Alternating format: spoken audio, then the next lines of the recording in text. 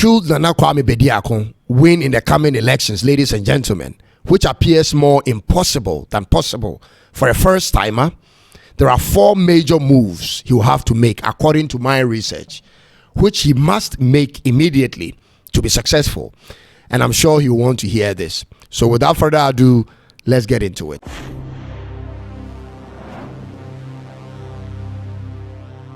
Hi, I'm Cyrus. Be sure to subscribe and click on the notification bell for more of my content. I know this might probably be the biggest upset to happen in the history of Ghana's politics in the modern times, if it should happen. And so let's assume, ladies and gentlemen, that Nana Kwame Bediako emerges as Ghana's next president in this year's elections. Have you practically considered the different layers of challenges he would face and what you will have to do quickly to have a chance at success? Well, I have and done my research into it, and this is my piece of proposal for him to consider, bearing in mind that you have 0 members in Parliament. I have concluded on 4 quick, non-negotiable moves to make, but in this episode, I'm going to suggest 2 to him. The first, ladies and gentlemen, immediately when he's sworn in as president of Ghana, Nana Kwame Bediako will have to call for a national referendum on how to restructure our legislature.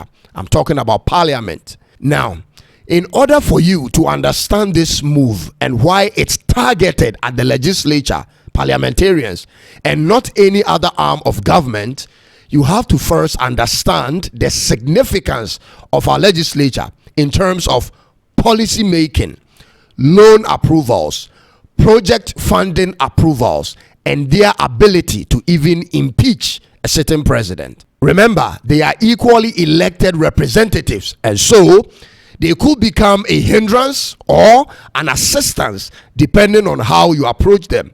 But Nana Kwame Bediako will have to initiate that conversation with the Attorney General to figure out a legal process to embark on this move, or else, ladies and gentlemen, it might cost Ghana even more resources to run the country under such a political situation. Ghana has never been in this situation, led by an independent president with no representatives in Parliament.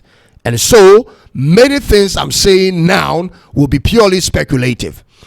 In a conversation I had with a Ghanaian-born ex-UK Army officer on my platform a few days ago, which you can watch the entire video on this network, he spoke on how an independent president will still need Parliament to initiate such a referendum, simply because the Constitution of Ghana as it is in itself is made for political parties and not for independents, which, ladies and gentlemen, checks out to be actually factual. But in as much as it appears impossible to do, it's going to be one of the surest ways to run the country with least hurdles. The need for this referendum is to change the laws on who can become a member of state, which people can form a cabinet, the roles of government appointees, and the benefits that goes to these parliamentarians. Ladies and gentlemen, these factors will be a hindrance to any independent president so long as they don't have representatives in Parliament. And so, if Nana Kwame is watching this video, he should have an answer to it. And let us know, because many of your followers on my TikTok platform have asked me this question time and again, and an answer will be useful. It's important he addresses this issue because some of his followers may buy into the stories being told by the 2 main parties to either demotivate them from voting for him or change their minds eventually. Now, in my personal opinion, one of Ghana's major challenges hindering development stems from the fact that our political parties' vetting process to present candidates for elections is problematic. The parties are at liberty to present anybody, so long as the person is a Ghanaian and of a sound mind. That, I think, is problematic, because these are the people who are to make laws and look into government businesses on behalf of their constituents. So it cannot be just a person who is a Ghanaian and of a sound mind. Ladies and gentlemen, something is wrong with our constitution. And remember this, ladies and gentlemen, everything done in that chamber is based on the English language and a bunch of technicalities. So don't we think we'll have to have a people who have the ability to contribute to that process? Because there are too many members of parliament, ladies and gentlemen, whom we don't even know how their voices sound like until elections. Does it mean they never have any issues with any matters in that chamber? And again, I have an issue with why the election of parliamentarians is done at the same time as the election for president. Ladies and gentlemen, I will explain all of these in subsequent videos, but I just want to open a few things to you on how our parliament is set up to be a problem for the country instead of being a vehicle, a tool for solutions. It is clear that per the timings of our elections for president and MPs, parties can control who becomes an MP and not the people. No wonder why political parties may remove an MP even when he's doing well for his constituents, so long as that MP does anything against the collective directive of that party. And that shouldn't be so, ladies and gentlemen. Individual MPs must always have their opinions as well as the parties. In other developed countries, an MP may disagree with the party on certain issues, and that's acceptable, and his people will keep him, because at the end of the day, the MP is not to be there doing only the bidding of his party, but the constituents that he represents. It is the other way around in Ghana, ladies and gentlemen.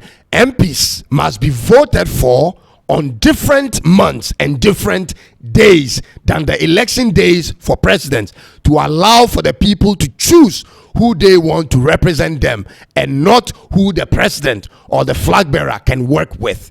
After all, the MPs say they are not agents of development. So why should their elections be tied up to the president or the flag bearer? Therefore, I repeat, ladies and gentlemen, voting for president and parliamentarians on the same day is a problem. Let's get back on the things Nana Kwame must do when he wins power. Number 2, Nana Kwame Bediako will have to immediately go into commercial agriculture. I've said it too many times on my platform. In order for there to be calmness in the country and support for his programs as the country watches his next move, he must make food abundant and available to silence every form of agitation and nuisance that may arise. Food supply will be his trump card to buy himself time to deal with the technicalities of our constitution and implement his policies. When the people can have access to their regular foods at affordable prices, trust me, they may shout about lack of roads and hospitals, but there will be some moderation to it. Nana Kwame has to be deliberate about the farming, from the planning, the production, processing, and distribution. He must take interest in making sure he's dealing with the right team to ensure price controls. To not defeat his own purpose, ladies and gentlemen, Nana Kwame Bediako of Dumesuya has said this, and I've been preaching this for so long. I hope his people are listening. So these are 2 out of my 4 immediate must-dos should Nana Kwame Bediako become president of Ghana on January 7th, 2025. I'll keep the others for later. Be sure to subscribe and click on the notification bell for more of my videos. Thanks for watching today's episode, and it's bye-bye for now.